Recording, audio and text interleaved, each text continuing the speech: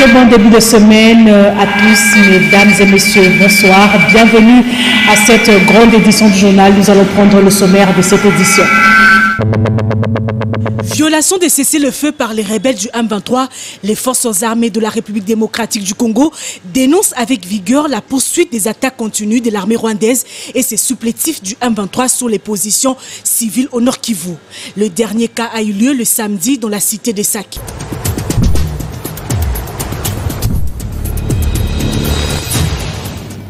Bonsoir à tous et bienvenue à ce journal. La délégation du Conseil de sécurité des Nations Unies a clôturé sa mission en province du Nord Kivu. C'est dimanche 12 mars 2023. Les ambassadeurs onusiens se disent être engagés dans les processus de rétablissement de la paix en République démocratique du Congo après une réunion conjointe avec le gouvernement provincial du Nord Kivu. Les détails avec Germain Chikourou dans ce reportage. À Goma et dans l'est de la RDC, là où la situation sécuritaire et humanitaire est des plus préoccupantes en RDC. Nous sommes venus avec un message clair pour les populations de la RDC et celles de l'Est de la RDC, leur dire que le Conseil de sécurité est là et que les populations ne sont pas seules. Nous venons d'avoir une interaction productive avec le gouverneur de la province du Nord Kivu en présence du ministre de la Défense nationale et du ministre des Affaires humanitaires. Nous nous ont donné un aperçu de la situation sécuritaire et humanitaire. Ils nous ont exprimé les attentes des populations du Nord Kivu. Nous avons compris et nous allons continuer nos interactions avec les principaux acteurs sur place. C'est vraiment l'objectif de notre démarche, être sur le terrain, toucher du doigt les réalités sécuritaires et humanitaires. Tout à l'heure, et j'en ai donné tout à l'heure, notre message est que les Nations Unies, le Conseil de sécurité en particulier, est engagé pour la paix et la sécurité en RDC et particulièrement en Est de la RDC. Et nous sommes disposés à être davantage engagés aux côtés des autorités de la RDC. Et c'est pourquoi nous sommes sur le terrain pour exprimer notre engagement ferme aux côtés des populations, du peuple de la RDC et de ses autorités. Et nous restons dans la province du Nord Kivu pour dire que les forces armées de la République démocratique du Congo dénoncent une fois de plus la poursuite des attaques de l'armée rwandaise et ses supplétifs du M23 sur les positions civiles au Nord Kivu, précisément à Sake, a fait savoir le lieutenant-colonel Guillaume Njike. Les forces armées de la République démocratique du Congo dénoncent avec vigueur la poursuite des attaques continues de l'armée rwandaise et ses supplétifs du M23 sur les positions civiles au Nord Kivu. Elles l'ont fait savoir à travers un communiqué rendu officiel et signé par les porte-parole militaires, le lieutenant-colonel Njike Kaiko Guillaume. Le dernier cas en date a eu lieu le samedi 11 mars 2023 dans la cité de Sake. En effet, ces terroristes ont pilonné au mortier 120 km l'agglomération de Sake. Les bilans encore provisoires fait état de 4 civils tués et 6 autres blessés. L'attitude belliqueuse et barbare de l'armée rwandaise constitue non seulement la violation manifeste et intentionnelle du droit international humanitaire, mais aussi un affront vis-à-vis de la communauté internationale, l'Union africaine et les organisations sous-régionales. Au demeurant, les forces armées de la République démocratique du Congo se réservent le droit de tout mettre en œuvre pour protéger la population RD congolaise et de défendre l'intégrité du territoire national. Nous gardons Sylvain Kapombo Sengele qui cette fois-ci nous emmène à la haute cour militaire pour le procès de l'affaire aussi Mukendi Chimanga. L'instruction au degré d'appel se poursuit. À l'audience précédente, la haute cour a auditionné les prévenus le Kesoko Sokarine, commissaire supérieur, et les brigadiers en chef Tokis Kumbu Gérard sur l'infraction de meurtre. Suivez.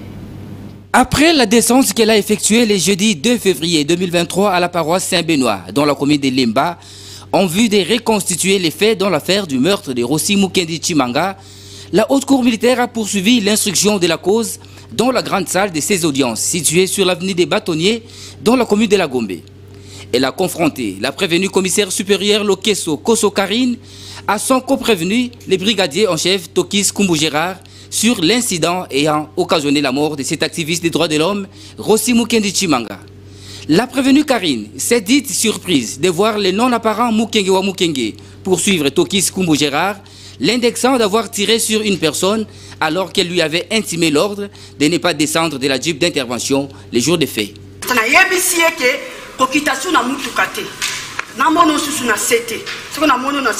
À Matete, lors d'une opération, il avait volé le téléphone d'un manifestant.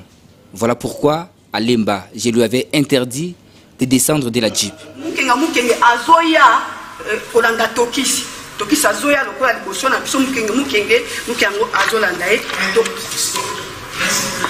Une version des faits contestée par le brigadier en chef, Gérard Tokis, qui a soutenu que son chef l'avait doté de 6 munitions d'exercice et qu'il n'avait fait usage d'aucune.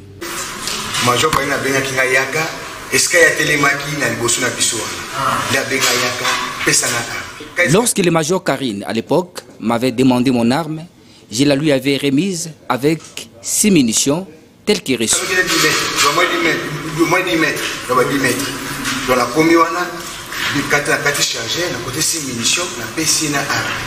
Bien avant, la haute juridiction militaire a entendu la partie civile Nathalie Kalenga, sœur du défunt Rossi Mukendi Chimanga. Le siège du barreau de Maïndombe à Kinshasa a été pillé le samedi 11 mars 2023. Vers 4 h du matin, les avocats de ces barreaux ont déposé une plainte ce lundi 13 mars 2023 pour exiger la condamnation des auteurs de ces pillages. Le propos du bâtonnier Mputu Mokazina ont été recueillis par Patricia Molengombo-Lekoni, Hugues Moussangilay et Nana Kalambay. Nous sommes victimes d'un pillage systématique de notre cabinet le 11 mars à 4 h du matin par les éléments de la police Ipekine avec des autres assaillants que nous ne connaissons pas parce que ça a été fait à 4 h du matin, soi-disant qu'ils sont venus exécuter un jugement par défaut au nom du chef de l'État. Parce que tous les livres sont vandalisés, les dossiers sont par terre, ils ont violé les secrets et l'inviolabilité du cabinet d'avocats. Nous sommes venus saisir l'auditeur général supérieur. Nous avons saisi le parquet général, Madame la ministre de la Justice, copie réservée à toutes les autorités de ce pays qui peuvent intervenir pour que nous puissions retracer et calfeutrer, n'est-ce pas, les assaillants et les mettre en état de nuire jusqu'à obtenir leur condamnation par un jugement définitif. Et puis la première phase de la mise en œuvre de la zone économique spéciale en République démocratique du Congo, c'est l'objectif de la mission du ministre national de l'Industrie qui séjourne depuis le 11 mars 2023 au Nord Kivu. Julien Paluku dit venir matérialiser cette étape dont sa pilote s'étendra dans les territoires des Lubero pour le développement de la RDC. Ces propos ont été recueillis sur place à Goma par Germain Chikourou. Le travail, nous aussi au ministère de l'Industrie, nous faisons le nôtre. Nous sommes venus annoncer effectivement que nous avons fini un processus qui a commencé par les études de faisabilité et finalement nous venons officiellement remettre les statuts des zones économiques spéciales à la première zone économique spéciale de la partie est de la RDC. Et ça va se passer au courant de la semaine qui va commencer pour matérialiser aussi un autre dicton qui dit fight and develop. C'est-à-dire les autres disent fight and talk, mais nous, en matière d'industrie, nous disons fight and develop. C'est-à-dire en même temps qu'on fait la guerre d'un côté, mais nous développons aussi de l'autre. Parce que la guerre ne peut pas empêcher le gouvernement de poursuivre son élan, de devoir étendre ses zones économiques spéciales sur l'ensemble du territoire national après la zone pilote de Maluku, qui a déjà très bien démarré. et dont les premières productions sont attendues au plus tard au mois de juin 2023. En fils du terroir, Julien Paluku Kaongia a lancé un message à toute la population sur la paix et la sécurité. Je sais qu'à un moment donné, les cœurs sont brisés à la suite de l'évolution ou du développement de la situation depuis Bunagana jusqu'à là où nous en sommes. Ce qui est arrivé, c'est déjà vu, mais ce n'est pas la fin du monde. Je suis, moi, confiant qu'on n'est jamais fort tout le temps et on n'est jamais faible tout le temps. Et la RDC de Félix Antoine Tshisekedi est en train de se doter de tous les outils nécessaires. Nous restons dans la partie est de la République où Popol Ziako et Patrick Borel Mukendi, j'allais dire, nous font savoir que les députés nationaux Prosper Tunda Kasongo a lancé officiellement son parti politique. C'était le 8 mars 2023. Son parti politique, il s'agit donc du Parti démocrate humaniste dans la province du Maniema. La cérémonie a eu lieu dans la salle Marcelin Champagnon. Suivez. La population de Kindu, dans la province du Maniema, a accueilli avec faste le député national Prosper Tunda Kasongo, mercredi 8 mars 2023. Une journée spéciale choisie par Tunda Kasongo Prosper pour procéder à la cérémonie officielle du lancement de son propre parti politique dénommé Parti des démocrates humanistes PDH. Dans son adresse, l'élu du peuple, Prosper Tunda Kasongo, a apporté son soutien au pouvoir du président de la République démocratique du Congo, Félix Antoine Tshisekedi Tshilombo, à travers sa vision pour un Congo prospère. Le numéro 1 de PDH a promis d'accompagner le commandant suprême de FARDC pour achever son mandat et faire tout pour gagner les élections de décembre 2023. En outre, Prosper Tunda a demandé à la population du Maniema de soutenir Félix Antoine Tshisekedi Tshilombo en adhérant massivement au sein de son parti PDH. Tout passe par un enrôlement massif des électeurs. Notre parti politique a un principe fondamental, c'est de vivre pour les autres. Et en plus de ça, nous sommes en train de soutenir les valeurs humanistes pour que l'homme soit au centre de nos actions. Nous avons déjà tiré beaucoup de leçons de partis politiques créés par d'autres acteurs politiques et nous voulons faire un peu la différence et la complémentarité de ce que les autres ne font pas. Le PDH, notre parti politique, c'est la population qui est au centre de nos actions. Et nous sommes derrière le président de la République, Félix Antoine Tshisekedi Tshilombo, que nous soutenons à 100% pour qu'il soit réélu président de la République et que nous puissions lui donner la majorité. Prosper Tunda Kasongo, président du PDH, au Parti démocrate humaniste, reste convaincu qu'il va matérialiser sa vision et ses idéaux sans passer par un autre chemin taillé. Les défis sécuritaires dans la partie est de la République seront-ils un obstacle pour l'organisation des élections dans les délais constitutionnels en RDC? Nathan Poila a essayé de recueillir les avis des Kinois à ce sujet. Les élections en RDC auront-elles lieu en 2023?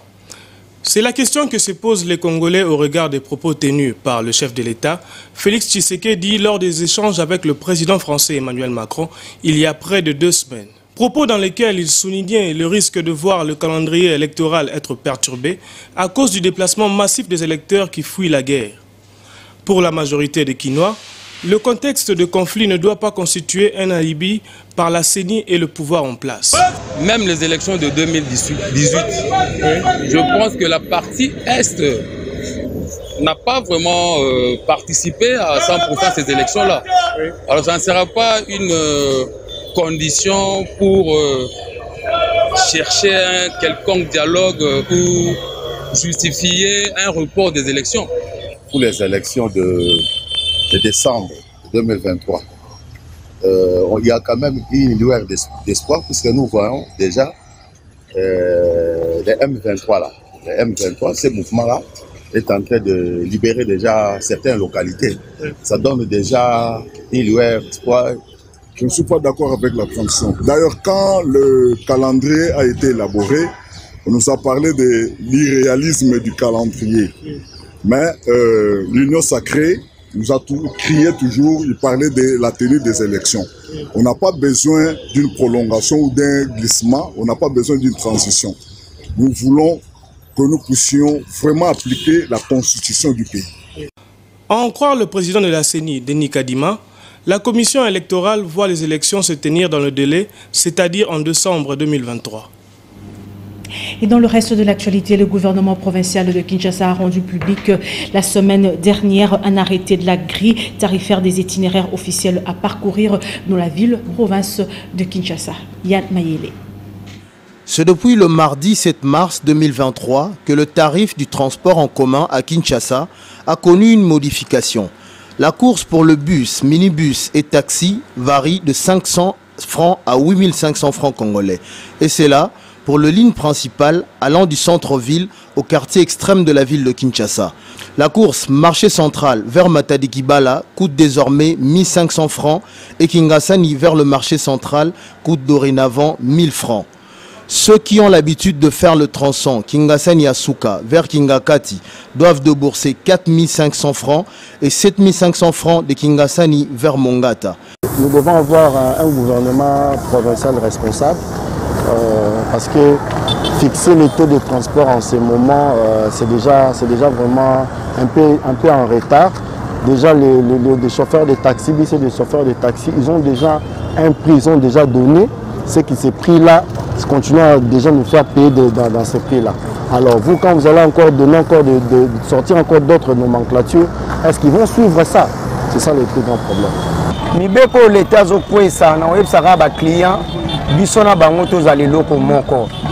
Le loi que l'autorité urbaine promulgue, nous demandons aux passagers une entente au sujet avec nos autres conducteurs. Si l'État fixe ce prix, nous les conducteurs devons être honnêtes envers le passager et qu'à leur tour, le passager respecte aussi le tarif des autorités.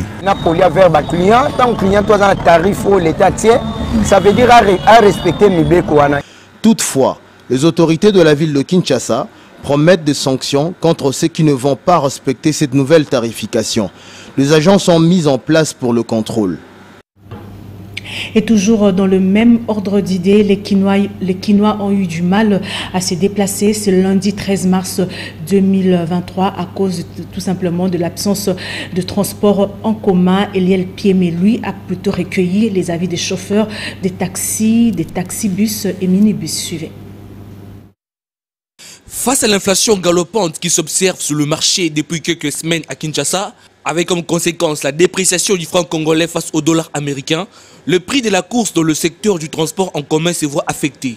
En effet, en hausse ou en baisse, selon les heures et circonstances, il est fixé de manière arbitraire par le receveur des connivences avec le chauffeur, contraint les usagers à payer plus. Pour remédier à ces situations, le gouvernorat de Kinshasa a établi une grille tarifaire officielle. Une initiative qui ne rencontre pas forcément l'assentiment des conducteurs comme ils les ont fait savoir.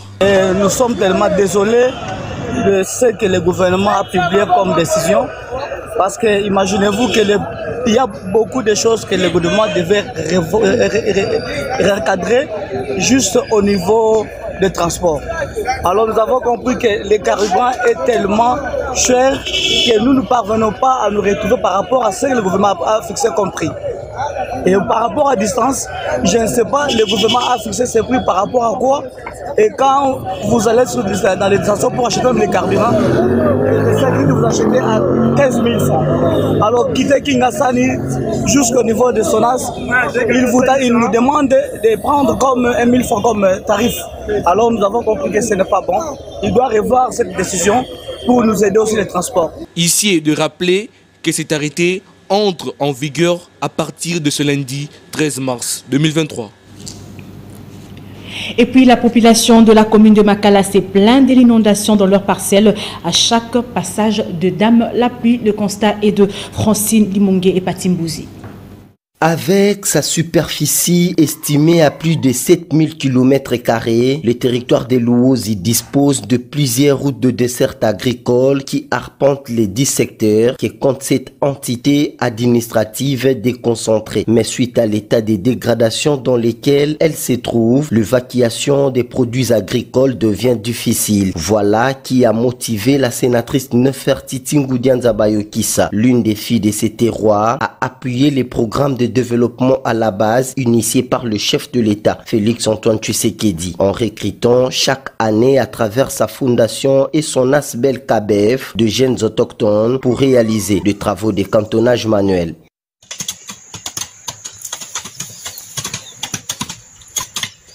Les travaux de cantonnage manuel qu'effectuent de jeunes gens recrutés par la Fondation Ngoudianza et l'ASBEL KBF sur le tronçon de la route Mbanza-Mwembe, compris entre Mafuilu et la bifurcation de Kibundi et Ngombe-Meya, en vue de sa réhabilitation, en sont l'illustration parfaite. Presque 20 km sont déjà réhabilités depuis le lancement des travaux sur cet axe routier intervenu au mois de décembre 2022. Il s'y est de rappeler que cette action de la Fondation Ngoudianza dans le cadre des travaux de cantonnage manuel dans les territoires de Luozi n'est pas la première. D'autres ont été précédemment réalisés sur les axes Mpioka et Balari.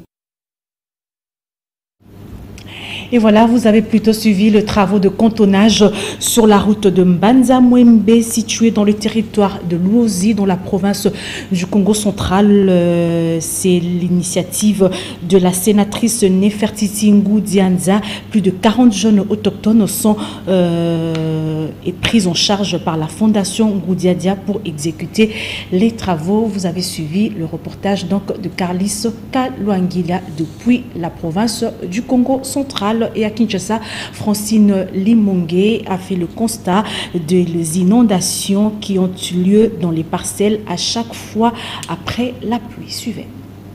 Interroger les habitants de la commune de Makala se plaignent du débordement des eaux de la rivière Kalamu qui se déversent dans leurs maisons en charriant un tas d'immondices en verre, plastique, sachets. Le curage inefficace de la rivière Kalamu ne laisse pas les résidents de l'avenue Panzi en paix à chaque goutte de pluie. À chaque fois qu'il pleut abondamment, les individus et leurs maisons sont sous les eaux. Le gouverneur effectue des travaux en détruisant kiosques et constructions anarchiques. Qu'en est-il de la rivière Kalamu? Notre difficulté est le non-curage de la rivière Kalamu. Chaque pluie qui s'annonce, nous sommes en insécurité, nous et nos biens.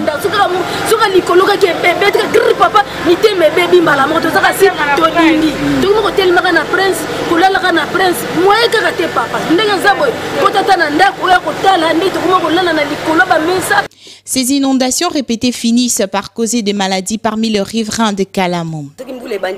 L'eau de pluie qui inonde nos maisons rend également malades nos enfants. On perd habits et meubles. Que maman Denise nous vienne en aide. Nous ne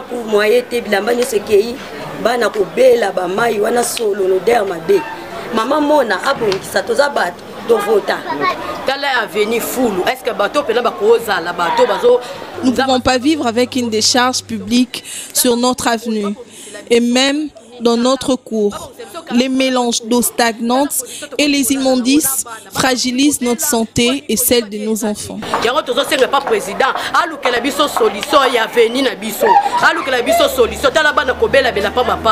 Voilà un sentier sur lequel doit de nouveau s'épancher l'hôtel de ville de Kinshasa en mettant plus de sérieux dans l'exécution de travaux. Et sachez aussi que la première édition du tournoi d'éveil Génération Binanou s'est clôturée le dimanche hier, donc 12 mars 2023, au terrain Onatra à Limete. Cette initiative fédératrice est l'œuvre de l'acteur culturel et président de Asekouya, Jano Binanou, Afrika Mujinga. C'est pour récupérer la jeunesse de Kinshasa en général et de Mwamba en particulier que Jano Binanou Mampasi, médecin sportif et culturel, a organisé un tournoi de football. La première édition du tournoi d'éveil Génération Jano Binanou du 4 au 12 mars 2023. Pour la finale qui s'est jouée le dimanche 12 mars 2023 au terrain Onatra de la 7e rue Limete, c'est Espoir de Limete, habillé en blanc, qui a pris les dessus sur son adversaire habillé en noir et Côte des champions à l'issue des tirs au but.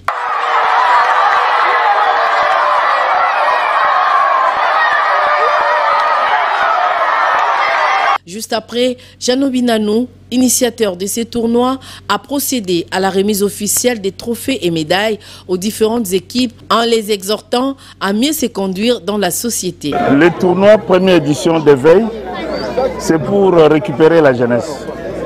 En fait, vous avez vu vous-même que le football ne se joue plus au Congo depuis un certain moment. Ces jeunes gens, ils vivent que de ça. Et moi, je suis un acteur culturel, en dehors de la politique. Je suis un dirigeant sportif. Nous avons décidé à 7 ans ici de trêve, avant que le gouvernement puisse reprendre la charge, l'organisateur du championnat national. Nous, on a décidé quand même de récupérer les jeunes gens pour que le ballon puisse être au pied. Tout est bien qui finit bien. Cette remise des médailles a généré une ambiance festive marquée par les mélodies de la fanfare des Asekouya.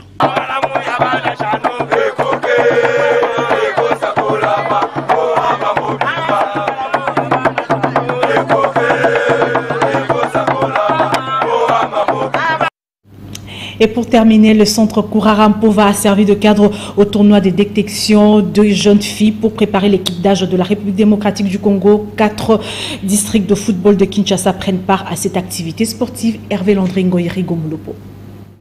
Début du tournoi de détection de jeunes filles de moins de 17 ans au centre Kourarampova à Kinshasa. 4 districts prennent part à ces rendez-vous de détection de jeunes. En première confrontation, Tchangou a eu raison de Mwamba sur la note de 2-1. Funa a été battu par les jeunes de la Lukunga, 1-4. Le directeur technique national, Médard Loussadoussou, s'est dit content du début de cette compétition. C'est une bonne initiative. Ce que nous voulons, c'est donner la possibilité, l'opportunité à toutes les jeunes filles ayant du potentiel de pouvoir être vues et de pouvoir être encadrées demain. Et la sélection provinciale va nous permettre de constituer, d'intégrer, disons, les meilleurs dans le club, parce qu'il s'agit des élèves qui ne sont pas nécessairement dans des équipes. On va les intégrer dans le club, mais aussi les intégrer pour les meilleurs des meilleurs dans l'équipe nationale de la catégorie. C'est une première, oui, parce qu'en fait l'objectif c'est que nous partions plus bas. La prochaine étape est réservée aux moins de 14, 16 et 17 ans pour toutes les deux catégories. Et sur cette note sportive, nous allons mettre un terme à ce journal. Mesdames et messieurs, merci à vous tous qui l'avez suivi. Nous allons prendre le rappel des titres. Violation de cessez-le-feu par les rebelles du M23, les forces armées de la République démocratique du Congo dénoncent avec vigueur la poursuite des attaques continues de l'armée rwandaise et ses supplétifs du M23 sur les positions civiles au Nord Kivu. Le dernier cas a eu lieu le samedi dans la cité de Saki.